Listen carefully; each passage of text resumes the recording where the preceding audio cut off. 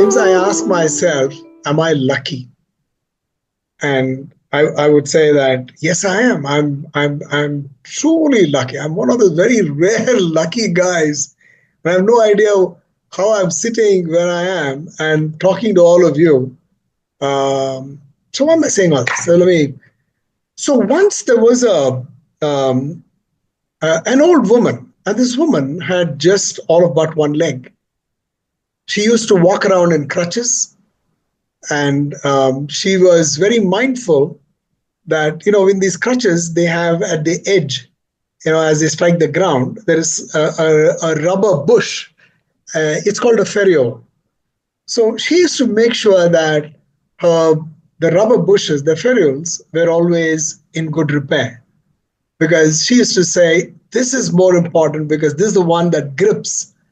And and she this woman used to live in a almost like a chawl. She had a huge dining room, bedroom, kitchen, living room, everything, which is almost like 11 by 8.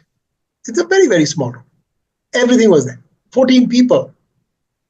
14 people, and what they had as a privacy curtain, there were no doors, was a lot of jute bags which were sewn together to make that privacy curtain. So to give you an idea, so this is a woman who's trying to raise a family of children and doing so within her means. And one of the things that I loved about this woman was that every day in the evening, this old lady, she used to walk around, and she gets to the room which is most important for everybody, which is the drawing room. And what is the drawing room? This is the sidewalk or the pavement or just outside. You have the road, you have the pavement. So she used to sit on the pavement, which was her drawing room. And a lot of children would mill around her wanting to listen to her stories.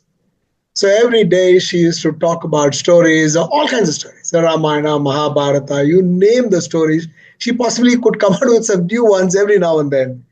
And we all used to love listening to her. One day, as she was recounting one of her stories, one of the boys in that group got distracted and was not listening to her, was looking someplace else. And this old woman got very upset, and she slapped that boy. And the boy suddenly had tears welling in his eyes, and he looks at the old lady and says, Grandma, why did you beat me? She says, I slapped you because you're not paying attention to me. She says, Grandma, I'm really sorry. There was a car that went past, a black, shiny car, and I want to know if I can ever sit in a car. Now, this is a boy who used to go to a local corporation school and was not, again, his parent just had about enough to make sure that he gets some little bit of formal education. And this old lady looked at the boy and looked him in the eye and says, child, you want to sit in a car? Make sure that you sit in the driver's seat, and you must drive that car. That car must be yours. And then she says, if you're going to sit in the rear seat, then the car must be yours.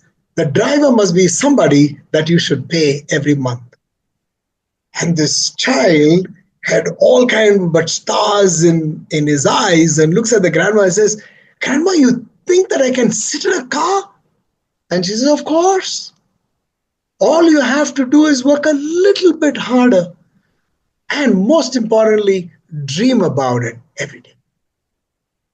Child, you will sit in a car.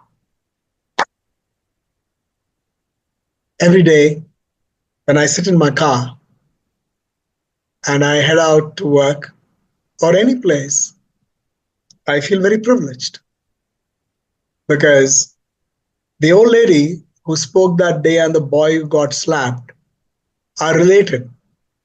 The boy who got slapped is speaking to you. That old lady is my very own grandmother. I owe a lot to her, because She gave me hope. But more importantly, she gave me a dream. She always used to say, if you can dream it, you can get it.